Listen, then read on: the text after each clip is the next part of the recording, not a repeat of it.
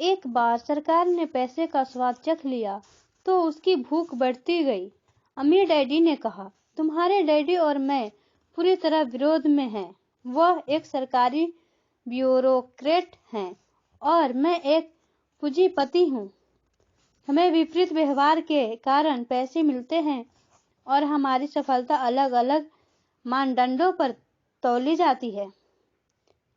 उन्हें पैसे खर्च करने और लोगों को काम देने के लिए पैसे दिए जाते हैं।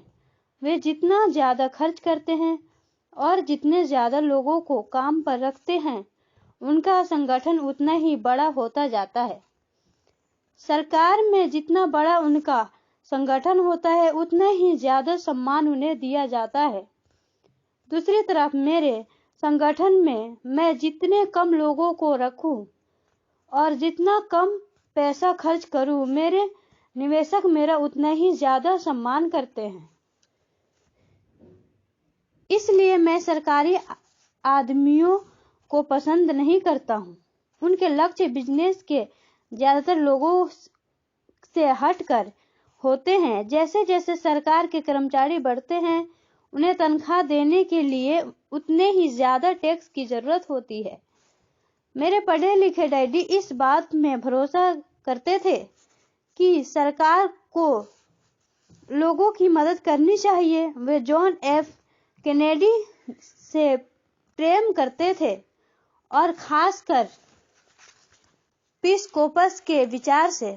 वे इस विचार को इतना ज्यादा चाहते थे कि वे और मेरी माँ दोनों ही एपिस्कोपस के लिए काम करते थे और मलेशिया, थाईलैंड और फिलीपींस जाने वाले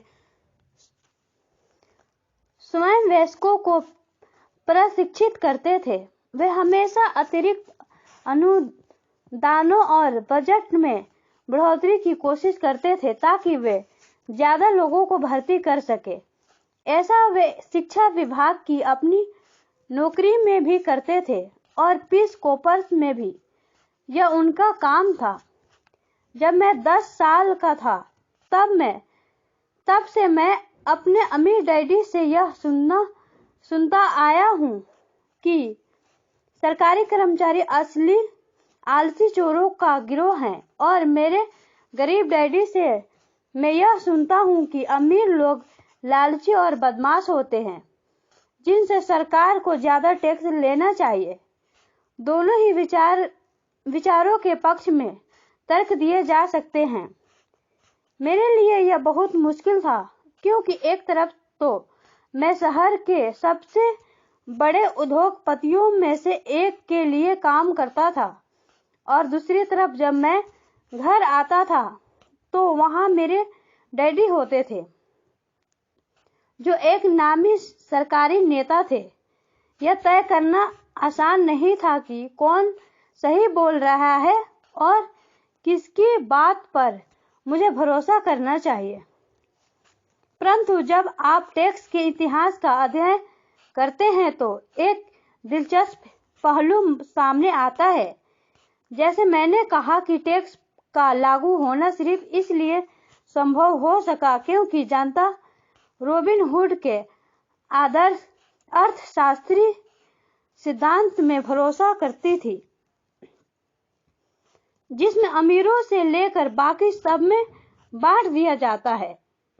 समस्या यह थी कि सरकार की पैसे की भूख इतनी बढ़ गई कि जल्द ही मध्य वर्ग पर भी टैक्स लगाने की नौबत आ गई और वहां से धीरे धीरे टैक्स का बोझ नीचे की तरफ आता गया। दूसरी तरफ अमीरों ने इसे एक मौके की तरह देखा।